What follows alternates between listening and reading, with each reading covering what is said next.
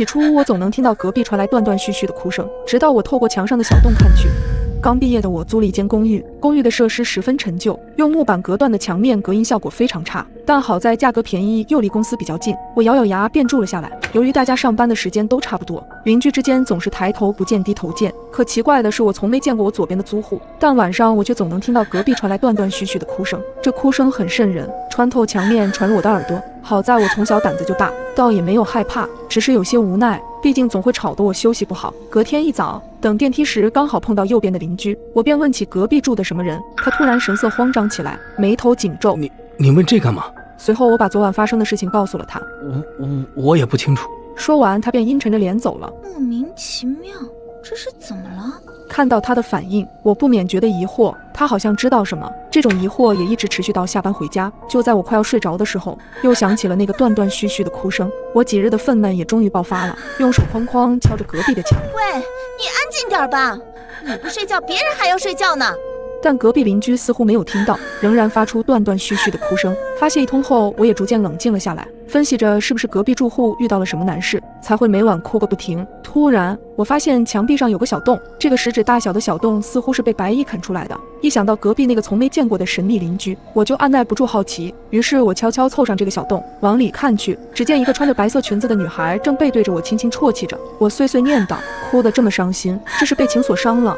不久，那哭声逐渐消失了。出于好奇，我再次把眼睛凑了过去，然而瞬间让我冷汗直冒。我惊恐地盯着眼前的景象，无法自已。一双脚赫然出现，轻微的晃动下还伴随着可怕的呜咽声。一个不可思议的念头冒了出来，我吓得立马后退了2步，浑身被汗浸湿。我赶忙拿起了手机报了警，又颤抖着给房东打去了电话。喂，房东，隔壁404好像有人自杀了。房东应该是被我电话吵醒的，但也被我的话吓得不轻，带着刚睡醒的腔调说道：你睡懵了吧？404早就没人住了。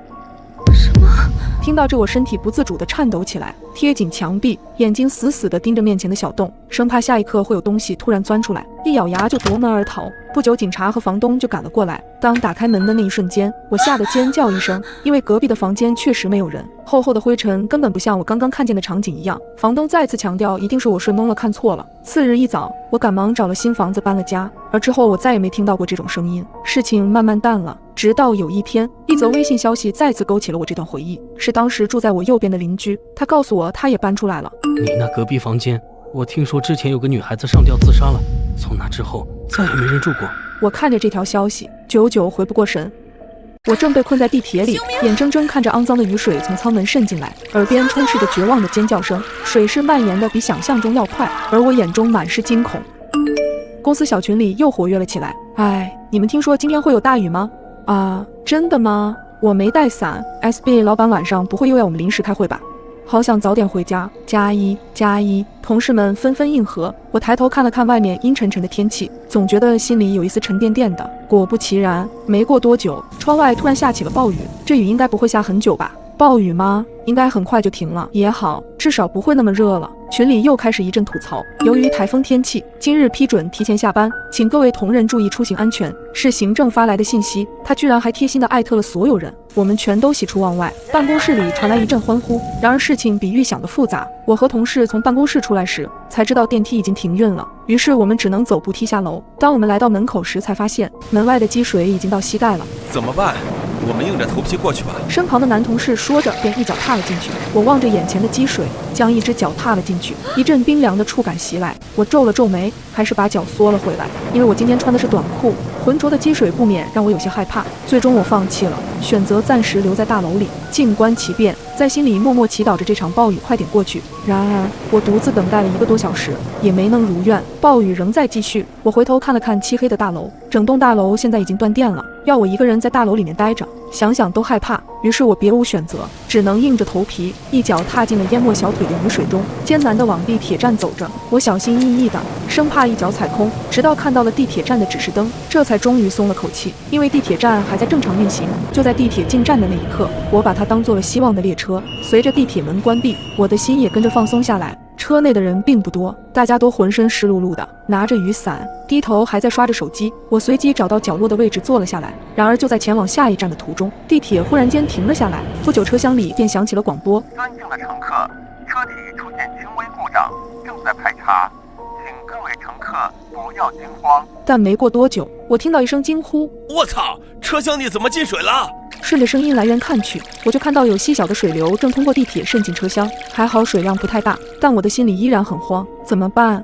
我看着大家慌张的神色，默契地远离了车厢口，眼睛却死死盯着渗水的车厢。没过不久，地铁站的工作人员便从外部打开车门，开始进行疏散工作。此时水已经没到了大腿根，我跟随着人流有序撤离，周围漆黑一片，什么也看不清。我满心以为只要跟着工作人员就能找到出路，可下一瞬间，巨大的共振声从前方传来，刚走没多远，我们却被告知需要原路返回，前面通道的水已经都淹了过来。没办法，哪怕现在大家都挺绝望，但我们也只能返回车厢。可是现在车厢里的情况也不容乐观，等我们全员上车后，车厢积水已经到腰部了。不仅如此，水势的蔓延还在继续，越来越多的雨水渗进车厢，小孩子早已被自己的家长抱了起来。我听到车厢里传来了此起彼伏的哭声，我们都已经站在了椅子上，可却没什么作用。我面色发白，止不住的颤抖，从没想过自己会遇到这么可怕的事情。再这样下去，所有人都会溺水的。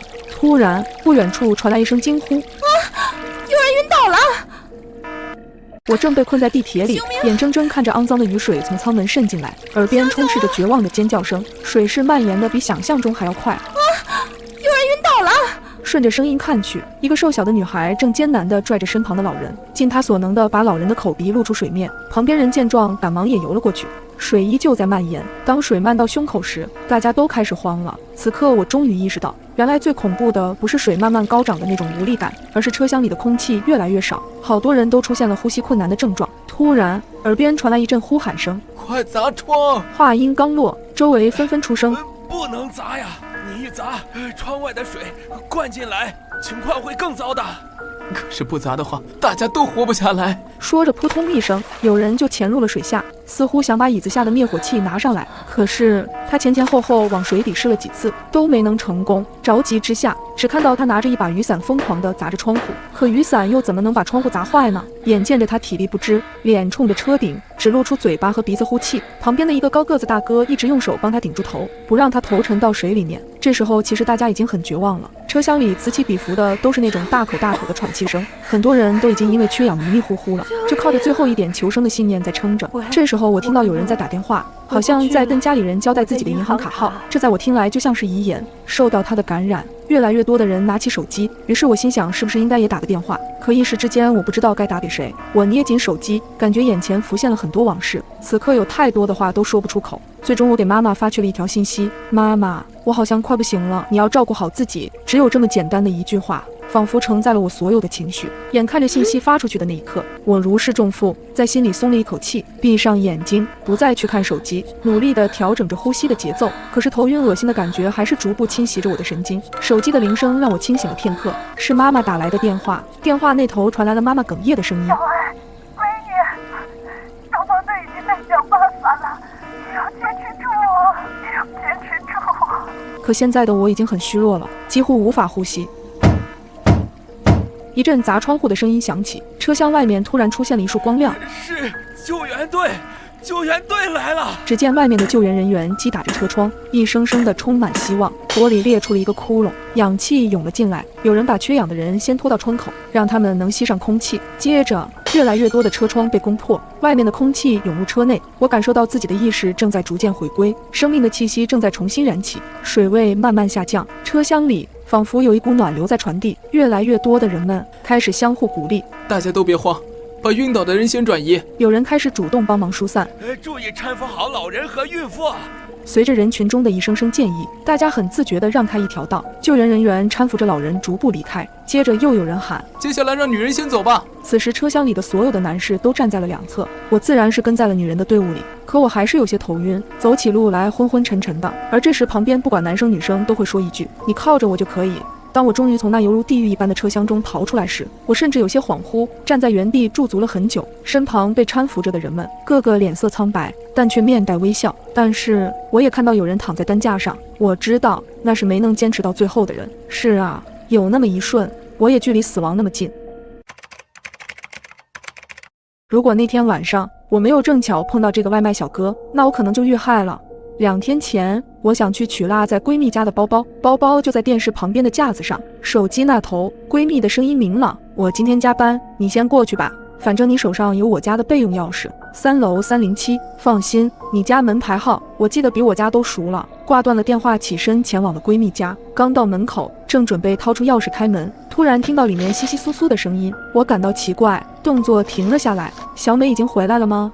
就在我犹豫的片刻，门突然向里面打开了，出来一个男人，30出头的模样，看着憨憨的。我愣了一下，那男人却抢着说道：“你先进来吧，他没在家。”这么熟稔的语气，可能是男朋友吧。我边迟疑边进了屋子，男人已经勤快地端了杯水递过来。我道谢后接过水杯，环顾四周，发现没什么异样，只有卧室的门虚掩着。男人似乎察觉到我的视线，往我身前站了站。我对着墙指了指：“我过来拿包的，拿了就走。”那个包花了我大半个月工资，上次带过来是为了跟闺蜜炫耀一下，没想到竟然落在她家里了。哦，我帮你拿过来。那男人挠了挠头，便去帮我取包。我拿出手机给闺蜜发了个消息：“行啊，男朋友挺勤快的，除了年龄大了一点。说吧，人在哪找的？”我噼里啪啦发过去一段文字，没过2秒，闺蜜信息就回过来了。你说什么呢？我哪有男朋友？我迅速提取到了闺蜜信息里的关键字：没有男朋友。那面前这人是谁？我脑海中迅速浮现一种可能，瞬间冷汗直冒，全身僵硬。那是这个包吗？此时我在看这个男人，只觉得他笑得特别怪异。我捏着包包假装镇定：“谢谢你，那我就先走了，你帮我跟小美说一下。”说罢，我就往门口走去。明明只有几步的距离，但是我却觉得好远。刚到门口，男人突然开口：“时间太晚了，你一个小姑娘不安全，我送你到小区门口。”我顿时僵住了。不用了，太麻烦了，我自己下去就好了。我送你。男人依旧机械重复这句话。我全身汗毛倒竖，恐惧从脚底攀升。我这才知道，原来人在极端恐惧的时候，是根本无法控制自己的手脚的。我呆站在原地，突然听到电梯门打开的声音，一个外卖小哥如从天降般出现在了我的视野里。只见他还在低头拿着手机，看着像准备给顾客打电话。张哥，这么巧，今天你送这片区的外卖吗？我装作很熟练地跟他打着招呼。就在他还在懵逼之时，我就迅速冲过去，死死拽住了他。他望向我，我知道我现在肯定满眼都是惊恐之色。他像是突然反应过来一般：“啊，对呀，我好像按错了楼层，正好送完这单，我今天就准备结束了，咱们一起去吃点东西。”我顺着他往电梯走去，不敢往后看闺蜜家。我知道此时那个男人正站在那里死死盯着我。刚出电梯，我迅速拿出手机给闺蜜打了电话，确认她真的不认识家里那个人。在附近派出所汇合后，带着警察一起去了闺蜜家。屋子里有明显被翻找过的痕迹，而那个男人已经不在屋子里了。后来我们才知道，这个男人是偷窃惯犯，那天在闺蜜家踩点，刚巧我去取东西，如果没有遇到那个热心肠的小哥，我估计就得遇害了。我踏上一列通往过去的死亡列车，究竟该如何从这场诡异游戏中逃生？学校假期到了，准备回家的我登上火车，没想到屁股才刚刚坐热，就看到昨天收到的那条短信弹了出来。这什么东西啊？这是没法删除的垃圾短信吗？怎么又自动弹出来了？用手肘碰了碰与我一同顺路归家的室友：“喂，刘东，你也收到短信了吗？”收到了。刘东打开短信，扬了扬手机，表示自己的情况和我相同。这介绍里说和鬼一起玩，真的还是假的？喂，你看这里面说有鬼。无所谓，我会出手。刘东笑了。当然，前提是女鬼，长成什么样不重要，身材差不多就可。我们你一言我一语的扯了一会，声音越来越小，最终非常默契的同时闭上了嘴。因为车厢里的气氛有点奇怪，甚至可以说是反常。按照常理来说，学校假日是乘车的高峰期，我每次上车前后都挤得不成样子，之后的路程也会非常吵，男女老少的声音一个不少。可这次的情况却完全相反，安静的怪异。我打量了一下四周，脸上的笑容逐渐消失。此刻车厢内稀稀拉拉的乘客差不多也就10几个人，车座都没有坐满。意识到怪异，刘东率先问道：“我们俩有没有上错车？”“肯定没有，都坐过多少次了？”我给予肯定的回答，下意识的抬头看了看车厢上的数字，后半句话就憋了回去。130号，我们现在所处的车厢是整个列车的第130节。我是不是出现幻觉了？刘东自然也看到了那个车厢号，满脸写着不可置信。我瞧了瞧车窗，外面漆黑如墨，什么东西都看不见。这就更奇怪了，我们该不会是中了头奖，进入了某个超自然事件吧？而就在这时，啪啪啪，一个男人从座上起立，站在最醒目的过道上拍了拍手，瞬间，包括我们在内，车里所有乘客的注意力都被他吸引了过去。估摸着也快到站了。作为130号车厢硕果仅存的老玩家，在这里给各位粉嫩的新人一点建议。那男人斜靠在座椅上，挠了挠头，声音懒散的开口道：“自我介绍什么的就先免了。我这个人讨厌和死人说话，所以你们只需听讲就好。首先，欢迎各位乘坐这辆通往地狱的快车，开始无尽的诡异游戏。你们到底是怎么来到这的？根本无所谓，重要的只有一点，在规定的乘车时间内，列车是绝对安全的，所以注意时间，千万别上不去车或者不下车，这很重要。其次，再过差不多5分钟左右的时间，列车就会停止，你们必须全部下车和鬼进行互动。游戏的具体内容我不知道，你们手机应该在昨天已经收到短信了，自己去看，记住是一字不落的看，否则后果自负。最后，我特别强调一下，别带有侥幸心理，比如认为这是一场整蛊节目或者噩梦什么的，这里真的会死人，而且很惨。言毕，这人回到座位，丝毫没有给其他人反应的机会，直接向后一躺就开始闭目养神。车内又陷入一片寂静，我和刘东对视了一眼，虽是都没有说话，但彼此的脸上都写满了懵逼，根本搞不清楚状况。刘东的表情有些复杂，这是哪个拍短视频的段子手？新型社交牛逼症？应该不是。我打开了手机的定位功能，个人的力量应该没法做到在悄无声息间将整个环境都换掉，更别说我们现在的行程连地图都显示不出来，这已经上升到另一个层面了。听到这，刘东也拿出手机开了下定位，发现根本没法在地图里找到自己的位置，而且屏幕上的日期似乎也不对劲，倒退了10年，显示为2012，算是认清了现在的状况。他握着电话的手开始有些发抖。我们只是上个车就碰到这种事，也太离谱了吧！作为新时代的年轻人，我看过不少类似的小说和影视类作品，接受能力不弱。至于要不要相信那个人的话，还是信比较好。毕竟2个大活人凭空出现在了130号车厢里，和见了鬼根本没什么分别。请注意，车辆即将停止，请前往游乐园方向的乘客下车，带好随身物品，祝您旅途愉快。就在我和刘东愣神期间，列车果真停了下来，前后的车门同时大开。我们对视了一眼，谁都没有说话，也没有挪动地方，还是坐在原位。又看了看车厢内其他乘客的反应，也都是彼此观察对方，没有一个站起来下车的。直到一个戴着黑框眼镜的年轻人率先起立，按兵不动的僵局才被打破。而见到那人第一个下车了之后，也没什么事发生。我深吸一口气，从座位上站起，却被刘东一把给拉住了。你干什么？坐在这里也不是办法，我解释道，这根本不是之前那辆车，我们就算留在里面，也不知道会被送去哪，那还不如按照游戏的指示来行动，说不定事情还会有转机。可是，一旦下车，我们就连选择的机会都没有了呀。刘东回道，这车到时候要是不回来，我们该怎么办？我刚想说些什么，列车内突然响起了刺耳的警报，警告，警告，检测到身份未被辨识的乘客。几乎是同时，就在车厢里，一个女人忽然腾空而起，发出啊的一声惨叫，就像是被什么看不见的东西给提了起来，随后整个人开始像拧干的抹布一样翻卷。等其他人注意到这边的情况时，她已彻底失去声响，变成了一条人肉麻花啊！见到这种骇人的场景，车厢内其他的乘客发出惊叫，每个人都在本能的驱使下从座位离开，疯狂地冲下列车。最后，列车内只剩下最开始讲话的那个男人，他从兜里拿出一张手帕，擦了擦刚刚溅到脸上的人血，依旧闭着双眼，好似入定一般。列车外，我们和其他乘客全都惊魂未定地站在原地，眼看着车门全部关闭，又再次飞驰起来，慢慢消失。这里真的会死人。想起车内那个女人的死状，我的胸口开始起伏，呼吸变得急促，双眼也有些发直。刚才完全是刘东在拽着我跑，因为我从来没见过这种死法的人，一时间开始怀疑是不是自己看错了，而后才是惊奇和恐惧等知觉席卷全身，大脑和身体已经完全陷入麻木的状态。就在我还沉浸在那人的死亡当中时，刘东拍了拍我的肩膀，喂，你看前面，这不是那个。喂，你看前面，这不是那个。刘东拍了拍我的肩膀，首先映入眼帘的是黑夜，抬头看去，天空中没有月亮，到处都是黑暗，唯一存在的标志物是前方那块巨大的招牌，由5颜6色的霓虹灯串联，组成了歪歪扭扭的4个大字，欢乐王国。借助那微弱的灯光，依稀还可以看见招牌下是一扇关闭的铁门，旁边还有窗口，墙上写着售票处。这不是那家死了好多人的游乐园吗？我一眼就认了出来，这家名为欢乐王国的游乐园已经建了不少年头，后来屡屡出现因为游乐设施故障而意外死亡的事件，在10年前的某个时间，这地方就已经彻底废弃了。这不可能，我们居然回到了10年前。很快我意识到了什么，几分不可置信的拿起手机，上面的日期时间显示是2012年5月6日，这家游乐园早就不应该存在了。我们这些人居然回到了过去，回到了游乐园还存在的某一天。喂，星辰，我们该怎么办？环视四周，刘东感受到了这里异样的环境氛围，不自觉地咽了一口唾沫。我也不知道，暂且先打个电话看看吧。稍微平复了一下情绪，又用手机按了个号码，想要拨打求救电话，却发现根本打不出去。又看了看其他人的反应，除了之前带头下车的那人在观察售票处以外，其他乘客都和我们一样在摆弄手机，似乎在尝试着和外界进行联系。而就在我们这些乘客出现后，整个游乐场似乎活了过来，木马开始了旋转，摩天轮嗡嗡作响，机械运转的声音不绝于耳，场内的数种游乐设施随之一同苏醒，广播喇叭里开始播放音乐，伴随着人声。欢乐王国带来无与伦比的开心与快乐，欢迎您！还不等我们有所反应，眼前一花，已是出现在了室内。这是一片非常宽敞的空间，和室内网球场差不多大。前方是拉着红色幕布的舞台，两边的墙壁下方摆满了布娃娃，而脚下踩着暗红色的地板，上面画了4只青蛙的涂鸦，分别留在1、2、3、4片不同的区域，数字部分用了不同的颜色标注，十分显眼。你们好呀，人类！突然，一个孩童的阴森森的声音从后面传来。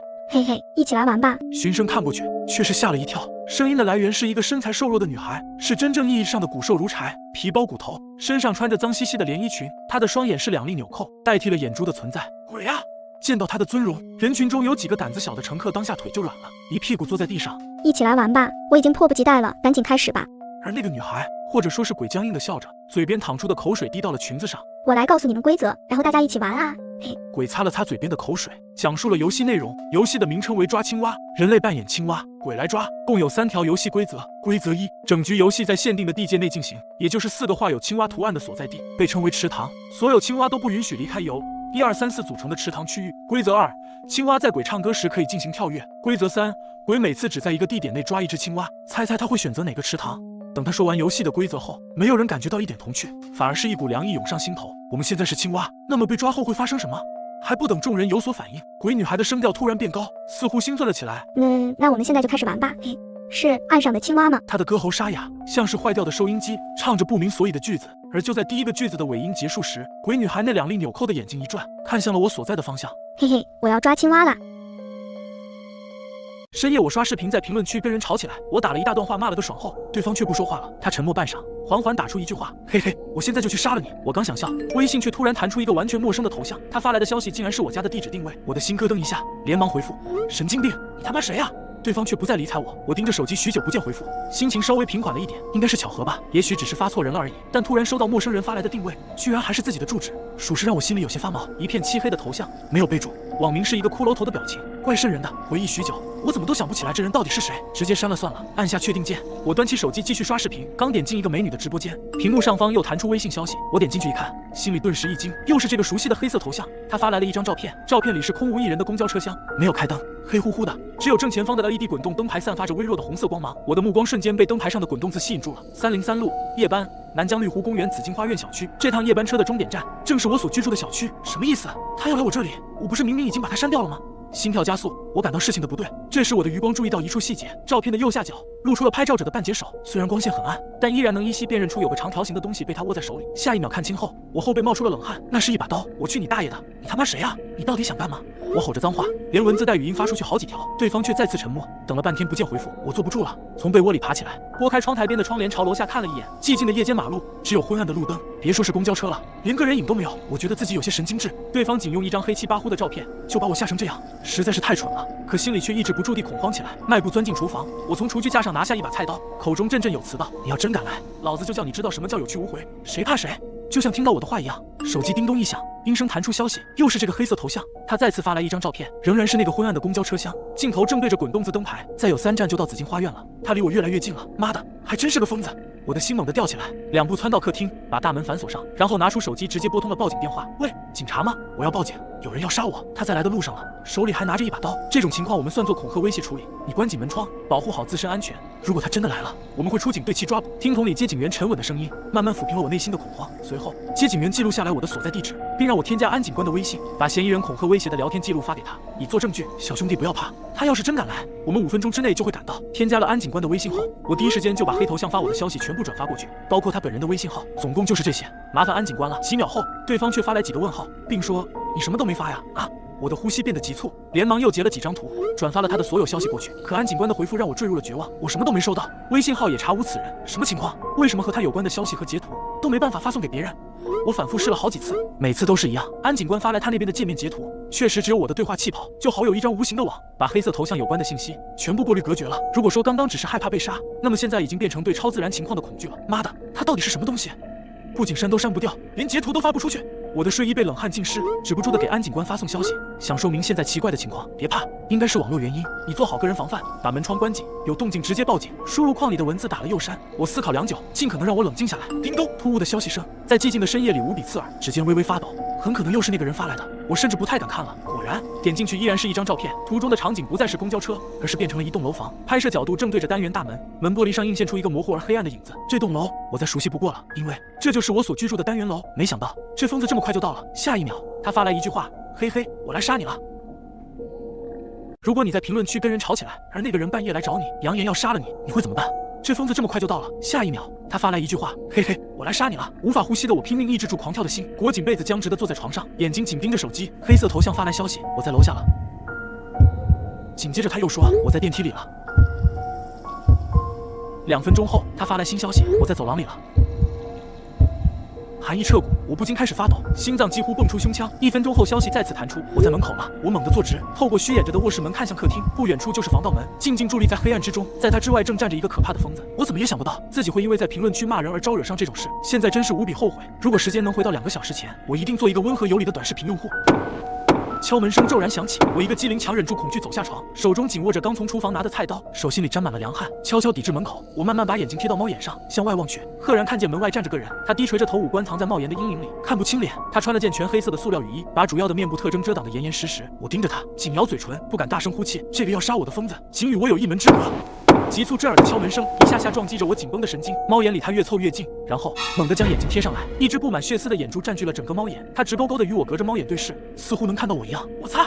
我不小心惊呼出声，左手握紧菜刀，屏住呼吸。我用另一只手快速给安警官发了消息：安警官，他来了，他来了，就站在门外。好的，我们马上到，千万不要开门。奇怪的是，信息刚发完，敲门声戛然而止，夜晚重归于静。什么情况？他走了吗？我不敢放松，重新顺猫眼向外看去，那个身穿黑雨衣的人不见了。昏暗的走廊内空荡荡的，空无一人。我吞了口唾沫，只感觉浑身冰凉，冷汗如瀑，盯着猫眼又直看了好一会儿，这才放下心来，便拖着沉重的步子往卧室走，手指划拉着电话屏幕，看着他刚刚给我发来的几条消息，简直毛骨悚然。突然，下方一条新消息猛然蹦入眼帘：我在你背后。我大叫一声，挥刀就朝身后劈去，黑暗中刀刃劈了个空，什么都没看到。赶紧点开灯，喘着粗气环顾整个客厅，除了我根本没有第二个人。抹了把汗涔涔的额头，我握着菜刀愣了好一阵，然后一屁股瘫倒在沙发上，手指都在哆嗦，吓死老子了！我才反应过来自己被整了，那疯子进不来门，所以离开时特地发一条唬人的消息来吓我，真该死啊！手机又响了起来，是安警官发来的，嫌疑人已经被我们控制了，穿黑色雨衣，身上还有刀，我们在小区门口了，你下来确认下嫌疑人吧。太好了，心总算放下来了。缓了一会儿，我开门向楼下走去。高考考场上，监考老师塞给我一张纸条，我偷偷打开，就见上面写着一句话：抢走你前桌的试卷，并向他表白，否则10秒后他将死亡。我的前桌是我们学校的年级第1，也是我的暗恋对象。我计划高考完就向他表白，这纸条是怎么回事？让我在高考考场上向人表白，恶作剧吗？虽然我想不通监考老师为什么要恶作剧，然而下一瞬，一件匪夷所思的事发生了。屋顶挂着的老式电扇突然脱落，锋锐的扇叶朝着前桌的脑袋削去，我的脸上一阵湿热，脑袋一阵空白，身体僵在那里，发不出一点声音。这时，门外突然进来2个穿白大褂的人，将前桌的尸体抬走了，地上的血迹也很快拖干净。更诡异的是，四周的考生全都在认真做题，像是完全没注意到刚刚发生的事。我坐在椅子上，浑身发冷。要是我刚刚真按纸条上的做了，前桌是不是就不会死了？我打开那纸条，心脏猛地一跳，那纸条上的字居然发生了变化：去打最后一排考生的脸一巴掌，否则30秒后他将死亡。我迅速起身，来到最后一排。巧的是，最后一排是我学校的校霸，我很怕他，平时看着都绕开走。我深吸一口气，伸出手，在他脸上猛地甩了一巴掌。校霸猛了一下，很快反应过来，他妈的，你敢打老子！他猛地一拍桌子，站起身，揪起我的领子，将我压在墙上，另一只手握拳抬起，就要朝着我脸上揍来。就在我下意识闭上眼睛，准备迎接剧痛的时候，突然响起一声轰隆巨响。我和校霸同时转头朝着发出声音的方向看去，只见校霸刚刚坐着的位置居然塌陷了下去，灰尘蒙蒙，那洞似乎很深。要是校霸刚刚没站起，可想而知是什么下场。校霸愣了一下，放开了我，你小子救了我。很快，校霸也发现了不对劲，他们怎么都没反应？这么大的动静，监考老师和考生竟都没有注意到。与此同时，我看到2个穿着白大褂的在教室门口张望着，脸上露出失望的表情。这咋回事？校霸着我问道。他问我问谁啊？好在现在校霸和我一起，2个人也有个伴，有事可以商量一下。我低头看向手中的纸条，只见上面的字再次发生变化。监考老师都佩戴监考证，照片是本人照片可交谈，要是发现照片上是骷髅，千万别和他交谈。我刚看完，就听到一个声音在耳边响起：同学，发生了什么事吗？面前是一个陌生的男监考老师，五官端正，长得还挺好看的，脸上正挂着温和的笑。我刚想说话，想到纸条上的规则，于是低头看向他的监考证，照片居然是黑色骷髅头。老师，这里塌了个大洞，你快来看看怎么回事！校霸连忙叫道，似乎很高兴，终于有监考老师发现不对劲了。我想要阻止，已经来不及。监考老师在校霸的指引下走了过去，这洞有点大，得找东西补补。监考老师看向校霸，笑容逐渐变得诡异，突然伸出手，在校霸的背上推了一把。下一瞬，校霸就被推进了那个深坑里，很快传来骨头碎裂的声音，校霸没了声息，只有浓郁的血腥味从深坑里冒了出来。校霸死了！我僵在那里，寒意从背后冒了出来，因为那监考老师已经走到我的面前，正直勾勾地盯着我，笑得诡异。同学，你跟我去办公室一趟。我刚想拒绝，就看到纸条上浮现出新的一句话：不要拒绝监考老师的任何要求。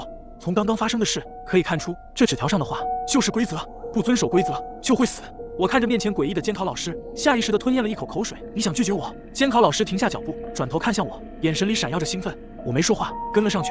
监考老师的脸上闪过失落，我跟着他的身后走出了教室。踏出教室的门，我就察觉到诡异，整个考场都很安静，天空雾蒙蒙的，对面的教室看不太清。我路过几个教室，都是空的，这好像已经不是原来的考场了。到了，监考老师的声音响起，我看向眼前的办公室，门开着却黑漆漆的。更不妙的是，一股浓郁的血腥味从里面冒了出来，伴随着咔嚓咔嚓的声音，就像有什么怪物在吞噬着血肉。监考老师再次开口：“同学，快进去！”他的声音里带着兴奋：“你只能犹豫10秒钟哦，10秒钟不进办公室就会死。但是办公室里藏着吃人的怪物，进去也是死，怎么办？我该怎么办？”高考考场上，监考老师塞给我一张纸条，我如果不按照纸条上的要求做，就会死。前桌和校霸都已经死在我面前，此刻监考老师让我进一个充满血腥味的办公室，10秒钟不进办公室会死，但是办公室里藏着吃人的怪物，进去也是死，我该怎么办？时间一秒一秒的过去，就在我快要彻底绝望的时候，一个声音响起：“这位同学，考试时间你站在这里做什么？快回到你的考场去！”我转头就看到一位女监考老师站在我背后，我看向她的监考证，那上面的照片是她自己的照片。纸条说不能拒绝监考老师的要求，这2个老师的要求产生矛盾，我当然要遵守后面一个老师的要求啊！我连忙转身朝着教室快步走去，转身余光扫过骷髅头老师，瞥见他脸上的不甘还带着狰狞。走出一段距离，我看向身边的女老师：“老师，这究竟怎么回事？”老师没说什么，而是塞给我一张东西，就转身走了。我看着，那是一张染血的准考证，名字叫张丽。张丽这个名字好像有点熟悉，我很快想起来，确实有个叫张丽的学生，是另一所学校的学霸，在我的上届参加高考，却在高考考场上自杀了。转眼我就来到考场门口，走了进去。我在门口停了一下，考生们依旧机械地低着头埋头做题。张丽，快回到你的座位上。这时，监考老师的声音响起，他看向的是我。我愣住了，为什么叫我张丽？我不是张丽，我的脑袋像是卡住了一般。我叫什么？监考老师阴森森的目光扫了过来，我连忙找到自己的位置坐下后，监考老师那阴森森的目光便移开了。我松了一口气，一摸后背，已经冒出一层冷汗。我的脑袋混混沌沌的，拿起笔，在面前的语文试卷上坐起来。我要认真做题，我要考第一。不经意间瞥向桌子上的准考证，脑袋像是被什么砸了一下，突然清醒过来。我不是张丽，张丽这名字看着像男生，其实是个女生，从证件照都能看得出是个很恬静的女生，而我明显是个男生。监考老师是怎么把我认成张丽的呢？我看向自己手里的纸条，诡异的是，那纸条居然变成一张白纸，刚刚出现字，仿佛都是错觉。我看向四周，考生们都在奋笔疾书，2个监考老师在教室里轻声走动着，一切都仿佛恢复正常了。就在这时，突然一个女生冲到我的面前，抢走了我的试卷。我喜欢你，她表白道。以往要是这么漂亮的女生向我表白，我早就高兴地飘上天了，此时却毛骨悚然。我连忙站起身，要抢回我的试卷。与此同时，锋锐的山叶擦着我身体飞过，落在地上，发出巨响。可想而知，我要是刚刚不站起来，那山叶能削掉我半个脑袋。我心有余悸，冷汗涔涔。这位考生，发生了什么事？监考老师怒气冲冲地走了过来，看向的却是刚刚那个女生，告诉老师发生了什么事。那女生紧闭着嘴，脸上露出惊恐的表情。监考老师又露出那诡异的笑，为什么不告诉老师呢？那女生都快吓哭了。我的目光扫过监考老师的监考证，是她的照片。我开口道：“老师，我告诉您发生了什么事。这风扇的山叶掉下来了。”监考老师这才看向我，恶狠狠地瞪了我一眼，极为不情愿地走开了。谢谢你啊。那女生松了一口气，低声道：“你刚刚为什么不敢说话？”那女生将手里的纸条递给我看，写着一句话：监考老师都佩戴监考证，照片是本人照片，可交谈。要是发现照片上是骷髅，千万别和他交谈。和我猜测的一样，他也拿到一张纸条，上面会出现规则。